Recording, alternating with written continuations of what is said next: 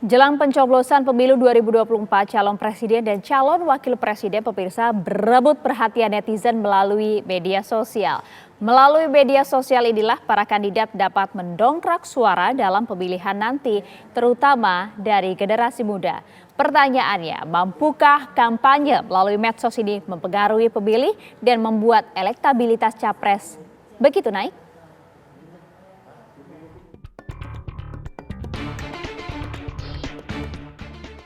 Para kandidat capres menggunakan media sosial seperti TikTok dan Instagram sambil berinteraksi dengan masyarakat. Media sosial dianggap sebagai salah satu kampanye calon presiden yang paling efektif. Para calon presiden merasa menjadi lebih dekat dengan para pendukungnya. Tak heran jika masing-masing kandidat kini memiliki julukan-julukan tersendiri. Seperti Anies Baswedan yang kerap dipanggil Abah, Prabowo Subianto yang disebut Gemoy, hingga Ganjar Pranowo yang mendapat sebutan Penguin dari netizen. Namun tidak hanya itu, tak sedikit para pendukung dari tiga paslon saling ribut, saling berlomba membela capres pilihan mereka. Menjatuhkan calon presiden lawan dianggap dapat mendulang suara hingga hari pemilihan tiba.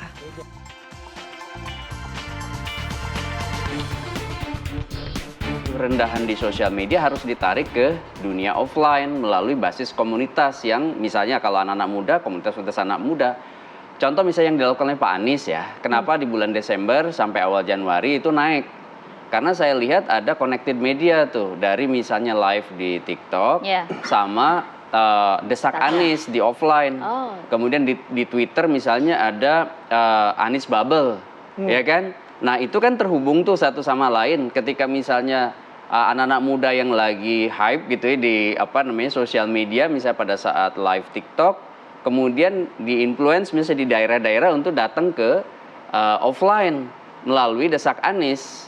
Dan itu kemudian bisa melahirkan yang disebut dengan proses ketergerakan mereka untuk berpartisipasi. Kata kuncinya sebenarnya ada di partisipasi kalau mau jadi suara. Iya, betul. Bukan hanya mobilisasi, misalnya percakapan di sosial media. Perbincangan itu cukup tinggi ya.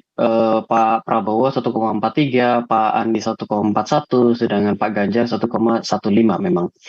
Itu dan itu cukup signifikan ya. Tapi kalau kita ngelihat trennya, itu akan kelihatan kalau tren tentang perbincangan tentang Pak Prabowo itu baru naik pada tanggal 8, tanggal 9, 10, dan 11. Kemarin memang agak turun, tapi sedikit sekali. Saya kira tidak terlalu signifikan penurunannya, karena yang lain juga turun kayak gitu.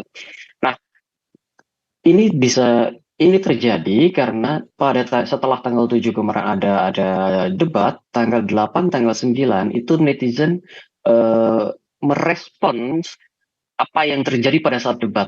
Jadi ada pendukung Pak Prabowo yang menangis, ada pendukung Pak Anies yang mengapresiasi, ada pendukung Pak Ganjar juga yang mengapresiasi, ada masyarakat umum yang menilai penampilan ketiga-tiganya. Nah, tanggal 8, 9, dan 10 itu memang sangat tinggi respon atas debat kemarin. Jadi dari survei yang kami lakukan, itu ternyata efek sosial media itu tidak seragam.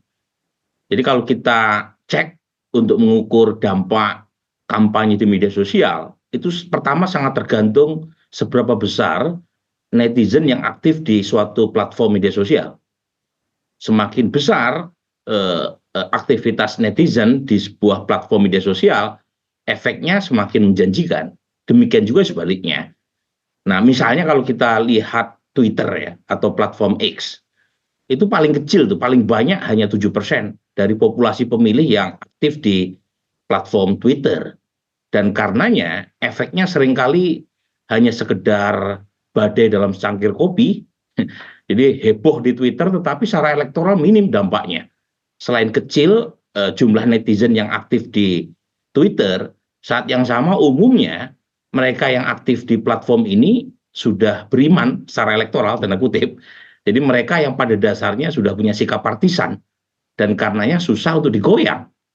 Nah, sebenarnya ada beberapa platform media sosial yang cukup besar yang naik secara cepat adalah TikTok ya, selain YouTube dan IG.